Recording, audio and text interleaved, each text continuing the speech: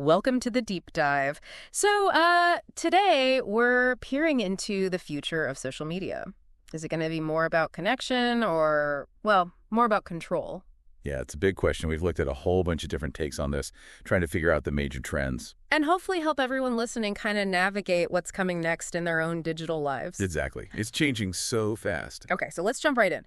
First big thing, short form video. It's just everywhere. Oh, yeah. You can't escape it. Like TikTok, Instagram Reels. Right, and TikTok hitting, 1.7 billion users last year? That's huge. Massive. And it ties into that whole attention span thing, doesn't it? It really does. The stat is average attention span down from 12 seconds back in 2000 to like 8 seconds now. Wow. 8 seconds. So the question we need to wrestle with here is this just how storytelling is evolving? Or is it, fundamentally messing with our brains, our ability to focus? It's tricky. I mean, are we just adapting to more information, or is the format itself changing how we think, how we engage with, like, deeper stuff? That's the core of it, isn't it? Are we losing something in this shift? Okay, moving on. Let's talk AI. Artificial intelligence. Right, the algorithms.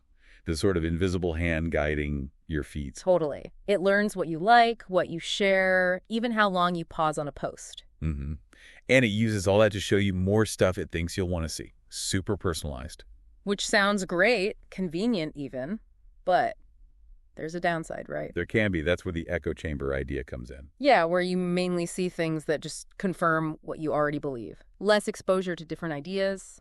Potentially. And, we've seen how this data can be used. Remember Cambridge Analytica back in 2016? Oh, absolutely. A real wake-up call about data misuse. So it begs the question, is all this personalization worth it if we're maybe losing some control over the information we get? Yeah. Over our sort of digital reality? A really crucial point. Okay, so given those trends, short attention spans, AI curation, where might things go? Well, one possible direction we're seeing discussed is decentralization and more focus on privacy.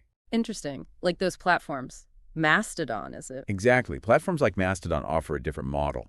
Users potentially have more control, more ownership of their data, instead of it all sitting with one big company. Which makes sense. People are definitely more worried about privacy now, especially after things like, the issues Facebook has had. Sure.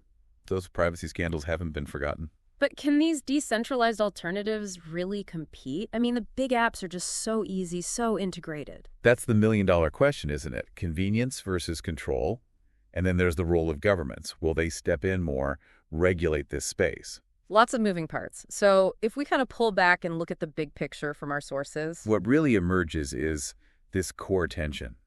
Social media's future seems caught between, like, better connection and maybe more subtle control. Control by algorithms filtering what we see, control by the platforms holding the data. Yeah, it's a real fork in the road. So wrapping up this deep dive, social media is clearly at a crossroads.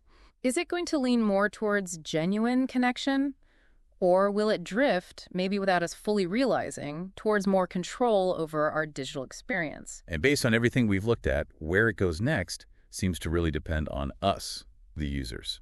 What we demand, what we choose. Which leads to a final thought for everyone listening to chew on after this. Reflecting on these trends, the short videos, the AI, the push for privacy, what specific things can you actually do to shape your own social media use?